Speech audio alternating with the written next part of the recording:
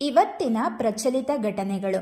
ರಾಜ್ಯ ಮಾಲಿನ್ಯ ನಿಯಂತ್ರಣ ಮಂಡಳಿ ನಡೆಸುವ ನೀರಿನ ಪರೀಕ್ಷೆಯಲ್ಲಿ ರಾಜ್ಯದ 12 ಪ್ರಮುಖ ನದಿಗಳ ಪೈಕಿ ಯಾವ ನದಿಗಳ ನೀರು ಎ ದರ್ಜೆಗೆ ಸೇರಿಲ್ಲ, ಅಂದರೆ 12 ನದಿಗಳ ನೀರು ನೇರವಾಗಿ ಕುಡಿಯಲು ಯೋಗ್ಯವಾಗಿಲ್ಲ.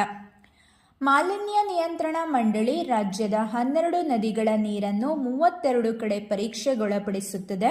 ಪ್ರತಿ ತಿಂಗಳು ನದಿಗಳ ನೀರನ್ನು ಪರೀಕ್ಷಿಸಿ ಅವುಗಳ ವರದಿ ಸಿದ್ಧಪಡಿಸಲಾಗುತ್ತದೆ. ಸೆಪ್ಟೆಂಬರ್ನಲ್ಲಿ ನಡೆಸಲಾದ ಪರೀಕ್ಷಾ ವರದಿಯಂತೆ 12 ನದಿಗಳ ಪೈಕಿ ಯಾವುದೇ ನೀರು ನೇರವಾಗಿ ಕುಡಿಯಲು ಬಳಕೆ ಮಾಡದ ಸ್ಥಿತಿಯಲ್ಲಿದೆ.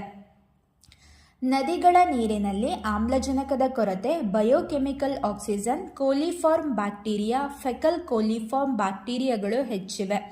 ಹೀಗಾಗಿ 12 ನದಿಗಳ ನೀರಿನಲ್ಲಿ ಯಾವುದೇ ನದಿ ನೀರು ಎ ದರ್ಜೆಗೆ ಸೇರಿಲ್ಲ ಎಂದು ವರದಿಯಲ್ಲಿ ಉಲ್ಲೇಖಿಸಲಾಗಿದೆ. 12 ನದಿಗಳ ಪೈಕಿ ನೇತ್ರಾವತಿ ನದಿ ನೀರು ಮಾತ್ರ ಬಿ ದರ್ಜೆಯ ಗುಣಮಟ್ಟ ಹೊಂದಿದೆ. ಈ ನೀರನ್ನು ಸ್ನಾನ ಅಥವಾ ಗೃಹ ಬಳಕೆಗೆ ಉಪಯೋಗಿಸಬಹುದು, ನೇರವಾಗಿ ಕುಡಿಯಲು ಯೋಗ್ಯವಲ್ಲ. ಸಿ ದರ್ಜೆ ಹೊಂದಿರುವ ನದಿ ನೀರನ್ನು ಸಂಸ್ಕರಿಸಿ ಬಳಸಬಹುದಾಗಿದ್ದು, ಡಿ ದರ್ಜೆಯ ನೀರನ್ನು ಮೀನುಗಾರಿಕೆ ಸೇರಿ ಇನ್ನಿತರ ಚಟುವಟಿಕೆಗಳಿಗೆ ಬಳಸಬಹುದಾಗಿದೆ. ಬಿ ದರ್ಜೆಯ ನದಿ ನೇತ್ರಾವತಿ.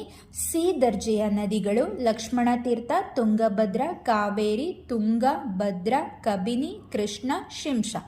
ಡಿ ದರ್ಜೆಯ ನದಿಗಳು ಭೀಮಾ, ಕಾಗಿಣ ಮತ್ತು ಅರ್ಕಾವತಿ. ಅಂಡರ್ 20 ಫಿಫಾ ಫುಟ್ಬಾಲ್ ವಿಶ್ವಕಪ್ನಲ್ಲಿ ಅರ್ಜೆಂಟೀನಾವನ್ನು ಸೋಲಿಸುವ ಮೂಲಕ ಮೊರಾಕ್ಕೊ ಮೊದಲ ಬಾರಿಗೆ ಚಾಂಪಿಯನ್ ಆಗಿ ಹೊರಹೊಮ್ಮಿದೆ. ಗ್ಲೋಬಲ್ ಏರ್ ಪವರ್ ರ್ಯಾಂಕಿಂಗ್ನಲ್ಲಿ ಭಾರತೀಯ ವಾಯುಸೇನೆ 6ನೇ ಸ್ಥಾನದಲ್ಲಿದೆ. World directory of modern military aircraft WDMMA global air power ranking ಅನ್ನು ಬಿಡುಗಡೆ ಮಾಡಿದೆ. ಮೊದಲನೇ ಸ್ಥಾನದಲ್ಲಿ ಅಮೆರಿಕದ ವಾಯುಸೇನೆ, 2ನೇ ಸ್ಥಾನದಲ್ಲಿ ಅಮೆರಿಕದ ನೌಕಾಸೇನೆ, 3ನೇ ಸ್ಥಾನದಲ್ಲಿ ರಷ್ಯಾದ ವಾಯುಸೇನೆ ಮತ್ತು 4ನೇ ಸ್ಥಾನದಲ್ಲಿ ಅಮೆರಿಕದ ಸೈನ್ಯವಿದೆ.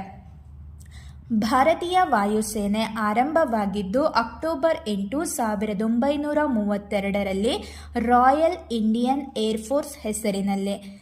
ಜನವರಿ 26, 1950ರಲ್ಲಿ ಭಾರತೀಯ ವಾಯುಸೇನೆ ಎಂದು ಹೆಸರು ಬದಲಾಯಿಸಲಾಯಿತು.